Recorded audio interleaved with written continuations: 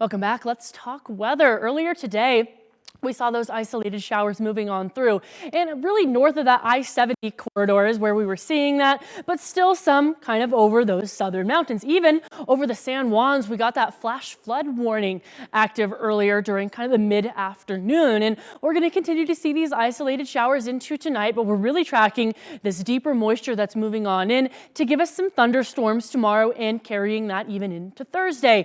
These storms are going to bring us some heavy wind, some rain, and maybe even some hail and lightning. So those rain chances, they're really starting to move on up Wednesday daytime, Wednesday night, Thursday day, only into that likely zone. Maybe grab an umbrella. I think the scale is just too funny. Thursday night, it is starting to drop on off. And as we get into the weekend days, some drier skies are moving on in. Now, we can't rule out some moisture as we look towards maybe Sunday, early Monday as well, but we'll track that as we get throughout the weekend. What we're tracking right now is this high pressure moving on out as those kind of widespread showers move on in. That cold front's going to give us a drop in temperatures for Thursday and Friday as well. But this magnifying glass we have on our forecast region shows still some kind of clouds tonight, but tomorrow is what we're really focusing on as some tropical moisture moves on in.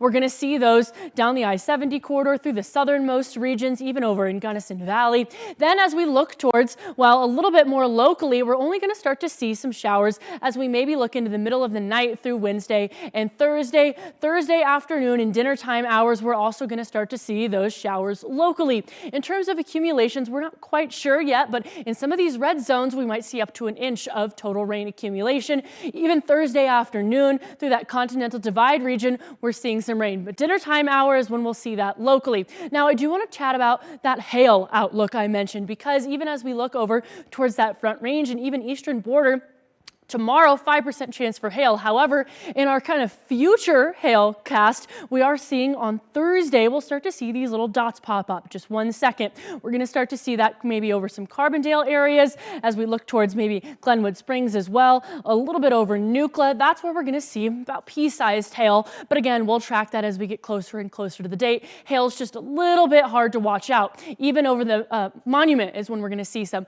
Our wind speeds also staying elevated, like I mentioned, into those double digits. Some areas will see 20, 25, maybe even 30 and 35 mile-an-hour winds. Locally, we should be staying at least below 20, but some of those high regions where the bulk of that moisture lands is where we're going to see some of those heavier wind speeds in the 20s and 30s, even over Glade Park as well. But our temperature trend is showing that drop off, like I mentioned before. That hotter weekend moves on in to be above average. Pollen forecast still looking just about the same, with just some high grass pollen and low weed pollen.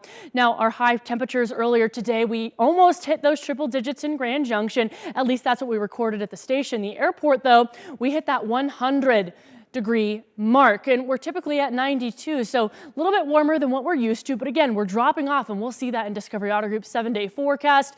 Then as we look towards the weekend, we're starting to see those mid-90s again and sunny skies. Now, Montrose isn't very far behind as we see maybe 84 on Thursday and Friday with those rain chances moving on in. And then again, nice and pleasant, sunny, dry weekend. Can't rule out those showers for Sunday, though.